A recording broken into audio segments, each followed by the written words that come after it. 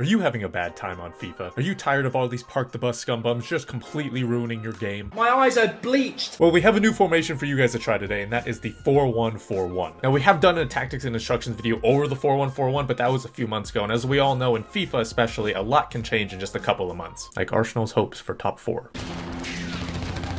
This essentially plays like Pep's and Klopp's 4-3-3 formations, except instead of left and right wingers, you have left and right mids, which is good because left and right mids are just inherently better in this game than left and right wings. The idea is having 5 attackers, obviously your striker, but then your left mid, right mid, and your 2 center mids. These guys are going to be all up in the attack and providing a lot of goals and assists for you. I mean, McKennie got 5 goals from the midfield. Any formation that can do that is an automatic dub. The goal is to overwhelm your opponent by having a lot of players in the attack and then overwhelming them with late runs from the midfield. And as we all know, late runs from the midfield make me moist. So that's what we're going to be taking a look at, the updated tactics and instructions for the 4-1-4-1, because this has been, at least in my opinion, one of the more fun and attack-minded fluid formations in this game in the past couple of months. First things first, we're going to show the tactics. Now, I would recommend the tactics that are shown. However, you do have a good amount of leeway when you are adjusting these for yourself, so be sure to experiment a little bit. First off, for the defense, we have pressure on heavy touch, 45 width, and 60 depth. Now, I did try a lot of the defensive styles with, pressure on heavy touch, pressure after possession loss, constant pressure, things like that, and the best one was heavy touch. The width at 45 is pretty low key, as is the depth at 60. However, I wouldn't really go as a low block. I would recommend something with 60 depth or more if you want to experiment a little bit. Moving on to the offense, we have the build up play and chance creation both on balance. Now, similar to defensive style, I did try fast build up, slow build up, long ball, possession, forward runs, direct passing. I tried all of that, and while all of them had some of their places, the most consistently good styles were balanced for both of them. In this formation, the instructions are what actually dictate the player's play more than the tactics. The width is at 35, and we'll get into this, but this is going to make sure that the narrow players stay narrow and the wide players stay wide. Players in the box is at 6. Now again, I've done 7, 8, I've done 4, 5. I think 6 is just inherently the best one. Now we'll go over the types of players you need for this formation. Now it's good because you don't need specific players in every single formation like you did for other formations. So make sure you just find a couple of players that you genuinely like and that you get the right type of players for specific areas. For example, I did mention that you're probably going to need a bigger and taller striker. Now if you can't find one or you don't like those types of players,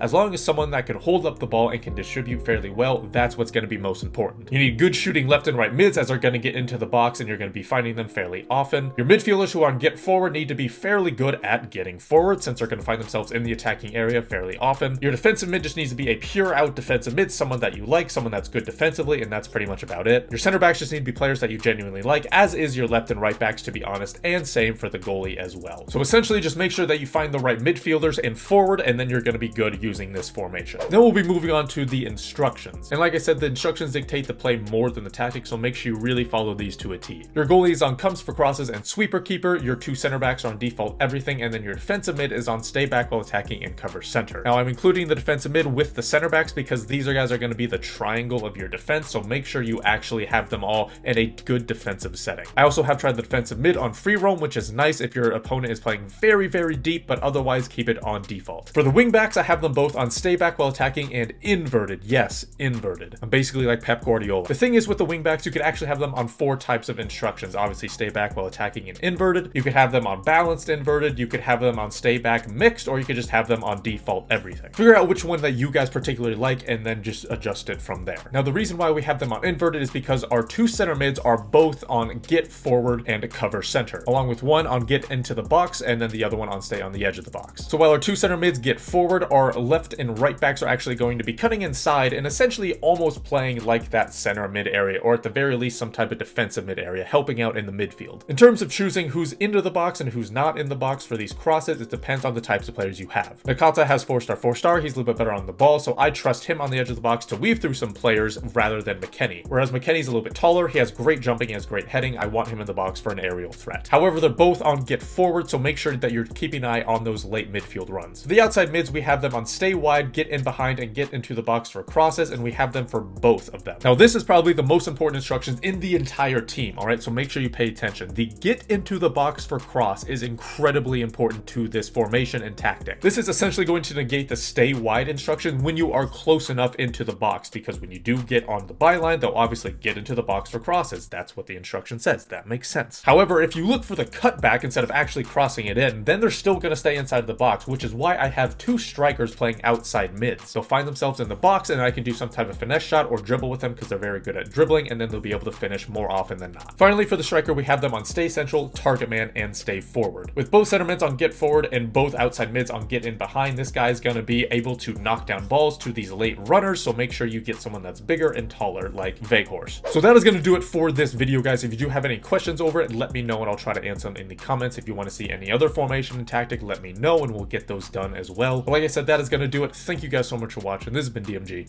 Peace.